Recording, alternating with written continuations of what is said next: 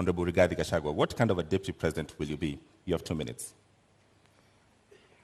I come from a background of management. I have been in public service for 15 years. I've been in private sector for 15 years. I've been in legislation for 5 years. That gives a 35-year experience of public service and engaging with the people. I am a hard-working man. I'm very passionate. I have zeal to serve. I'm an active man. I wake up early. I don't take alcohol. I have all the time and the commitment to put my all to serve the people of Kenya. I have a very good idea of what I need to do to assist my candidate, Dr. William Ruto, in the management of the affairs of this country, give him backup, be available, move around the country to implement development programs, listen to the people, be available to the people, because we have the bottom-up economic model. It's about the people.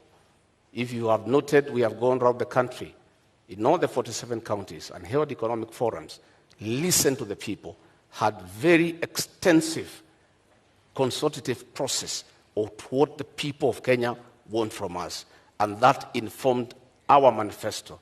And we were not surprised that critics were saying our manifesto is too detailed and meticulous. It had to be, because it had to capture the issues, the aspirations of the Kenyan people, what they want us to do for them. And our manifesto is a clear plan that is informed by what the people of Kenya want us to do for them, to dignify them, to improve their quality of life, and to give them a chance to prevail and be men and women of substance. Thank you. Honorable Karua, the same question. What kind of a deputy president will you be? I'll be a deputy president who is respectful of the Constitution, of the people of Kenya, of my principle, and a person who will obey the rule of law and do the best to support my captain to deliver for this country. The oath of office dictates that the interests of the public are paramount in everything a government does. I will help my captain to stick to the rule of law, to ensure that what is in the Constitution is fulfilled.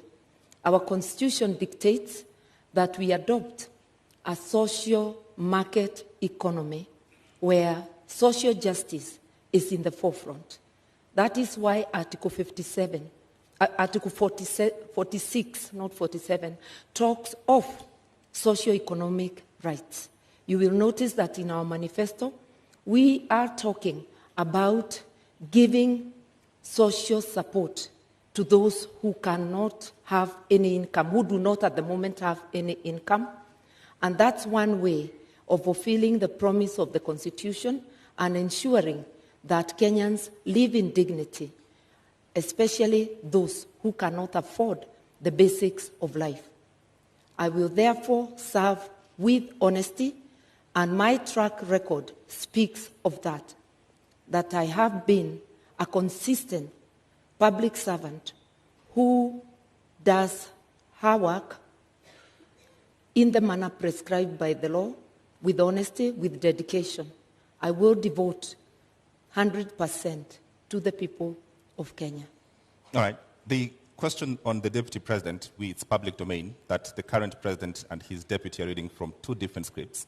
In the last 5 years, we've seen that effect in public domain. Honorable Rigathi Gachagua, if that happens, what is your view? How should that be solved? How should that be sorted? In my case and Dr. William Ruto, that will not happen. Both of us are strong-willed leaders who respect each other. None of us suffers from inferiority complex. At no time will William Ruto ever punish me or mistreat me because he has no reason to. I'll support him to be president, and he'll reciprocate that support. Between me and him, we are in agreement that we have no time to quarrel or disagree. We are inheriting a dilapidated country, a country that is on knees economically, a country that is facing an economic shutdown. We have no time for sideshows. We have no time for personal differences. We have no time for an inferiority complex and competition that is unnecessary. We have a job to do. We are inheriting a 9 trillion debt. We are inheriting 6 million young people who have no jobs. 14 million Kenyans are in CRB. We have such a huge task ahead of us that it is unimaginable that Dr. William Ruto, Rigathi Gachagua, would digress on personal issues and petty matters to disagree at all. Each of us has a job well cut out. I have already been assigned to work on the economy. I have gone around the country listening to the people of Kenya. I have been to each and every county, and I brought those views that informed our manifesto.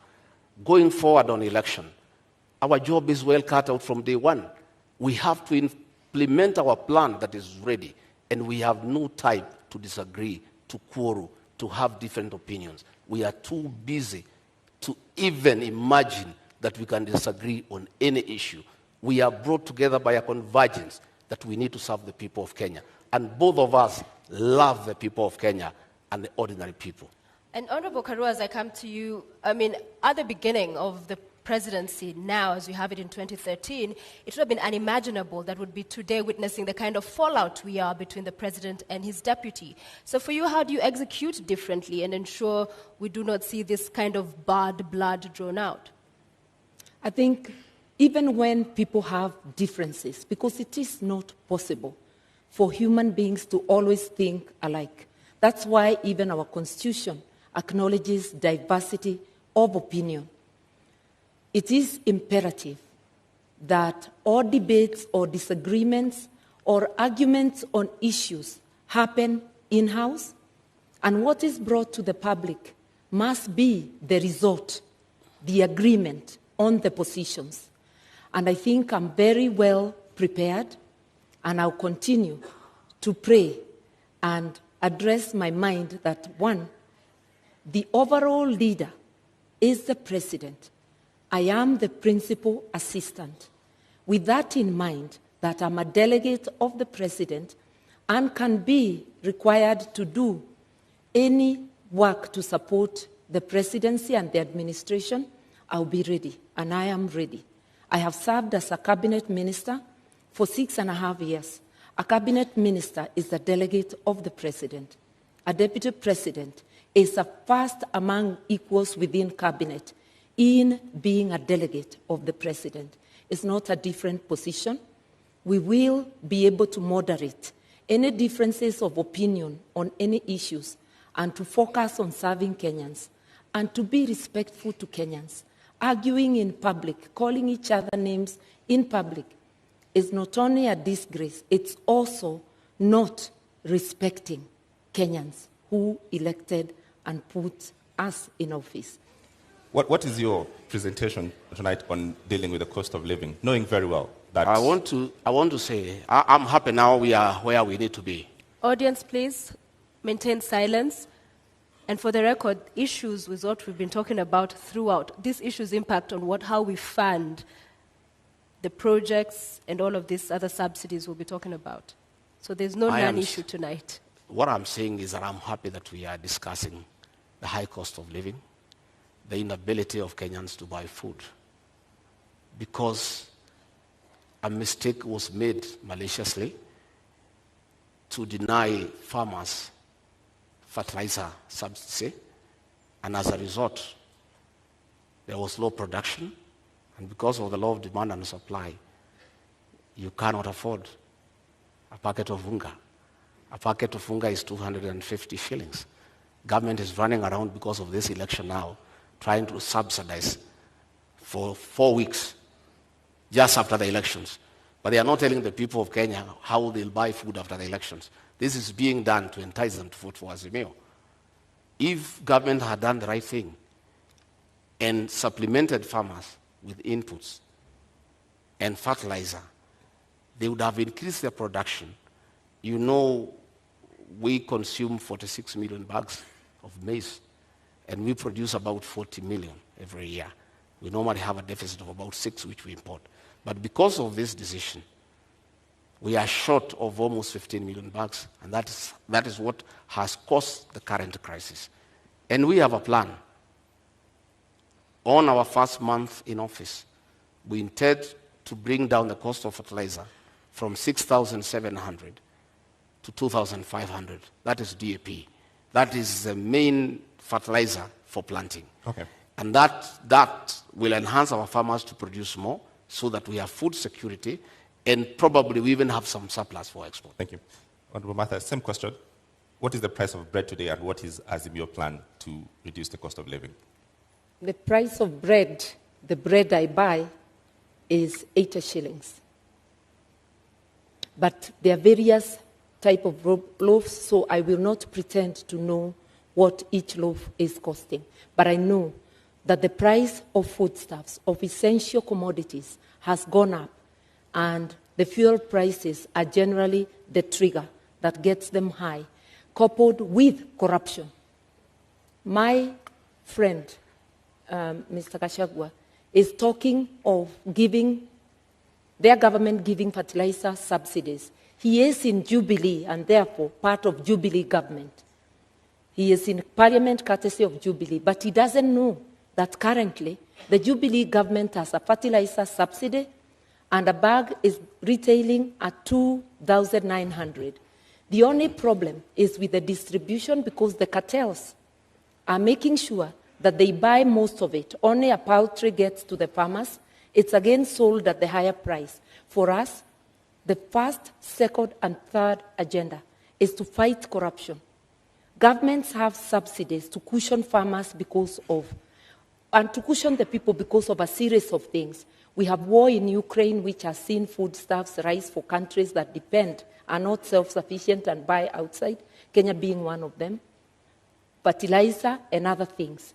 But the money for subsidy, for helping our people with the cost of living, majority of it is going to the cartels. That is where the problem is. The money meant for Galana Kulalu irrigation scheme, which could have helped with our food reserves, was stolen. Kenyans know even the fertilizer, there was a scandal. Maize, there was a scandal. Kenyans know who are responsible for those scandals. And Mr. Gachagua is also aware. And together with his captain, they may know more. All right, since mother, who is actually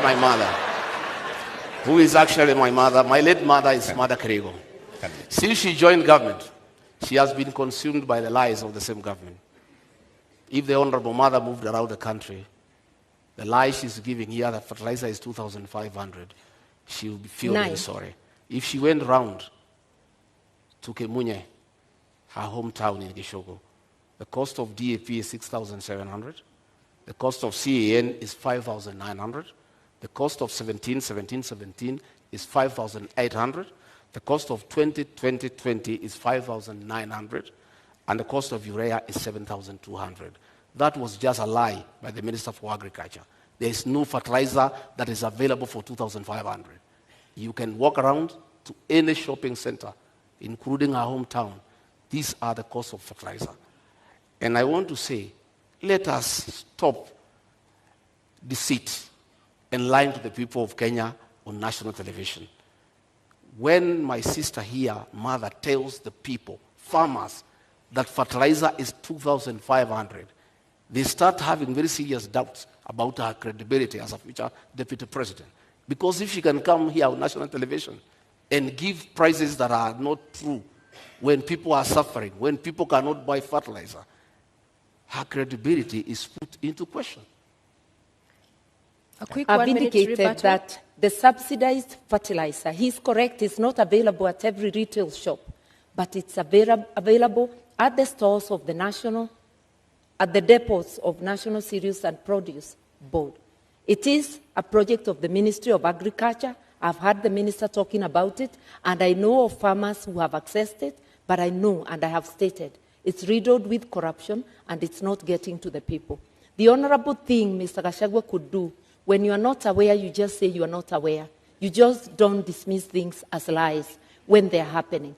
The problem with Kenya, money meant to cushion farmers, to cushion consumers is going to corruption cartels. That is a big problem, and which, as the Mayo government, will rescue Kenyans from. All right, I'm going to give you all 1 minute each to talk to first 100 days on how you'll deal with the cost of living. I'm aware 100% there's no fertilizer anywhere for 2,500. I'm a bottom-up man. I move around this country. It's simply not available. In the first 100 days, we want to do several things. One, bring the cost of food down, bring down the cost of living, bring fertilizer subsidies from 6,700 to 2,500. How will you do that, sir? We'll provide funds for that. These funds that are being proposed now for bringing the packet of unga down for 2 kg is what is supposed to go to fertilizer so that we have a long-term solution. The other one is not sustainable. It's a short-term thing for the elections. We have a plan to focus on primary health care, where community health volunteers are given an allowance to boost their morale and increase their efficiency to deal with preventive medicine as opposed to curative medicine. We have a plan to employ 116,000 teachers within the first 2 years so that we can deal with the shortage of teachers. For that? I will explain to you. I have explained to you that we are stopping wastage in public spending. We have had a lot of projects that are not planned. Okay. We have legacy projects that are of sentimental values to leaders, but have no meaning to the people of Kenya. Thank you, Honorable Gachagua. Yeah. So, your minute. I want to first say that we in Kenya do not have a revenue problem. This year alone, we collected over 2 trillion shillings, the taxman that is. We have a problem of expenditure, non-priority expenditure. That is what we are going to curb. In relation to fertilizer, the subsidies are already in place. It's a question of ensuring they work for the people. It's ensuring that the subsidy for unga continues to the time there will be harvest. The expenditure for operation and maintenance, O&M, is over 600 billion, while salaries are at about 550. You can see operation and maintenance overshooting salaries. We will prioritize what needs to be prioritized to help Kenyans move forward. And for all the things we have said we'll do in 100 days, I have acquainted myself with the budget. The budget lines are sufficient with optimal use. Mr. Gachagua serves in the parliament that passed the budget. He doesn't seem aware that the money is in the budget, including for Baba Care. All right. Subscribe to my YouTube channel.